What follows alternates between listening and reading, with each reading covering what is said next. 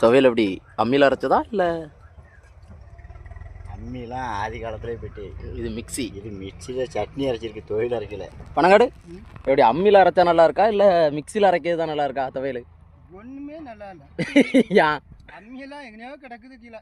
பார்த்ததே இல்லையா அம்மியெல்லாம்? அம்மி கிடக்குது ஒரு முக்கில் எங்கேயோ அங்கே கீழே தரையில் கிடக்குது. பார்த்த ஞாபகம் இருக்கு. மற்ற அம்மிலாம் இப்போ யூஸ் பண்ணுறதே கிடையாது யாரும். யாரும் யூஸ் பண்ணதே கிடையாது. மோட்டரை தட்டினா கிருங்கணும். அந்த சத்தத்தில் தான் குழம்பு வைக்கான்னு தெரிஞ்சுக்கலாம். நல்லாவே இல்லையா? ஒரு காசிக்கும் ஆகாது. சாப்பாடு இழுக்க மாட்டேக்கையா? குழம்பு அவ்வளோ ருசியாக இருக்குது. ஓ அதான் காரணம். என்ன 2 டிஃபன்லையும் குறையா இருக்கு? நம்ம இதை வீட்டில் வந்து கொடுக்கணும். ஏன்? இது அவ்வளோ ருசியாக வச்சுருக்கா. நீனே சாப்பிடுன்ட்டு நாளைக்கு அவன் சோறு தரமுடாவில்.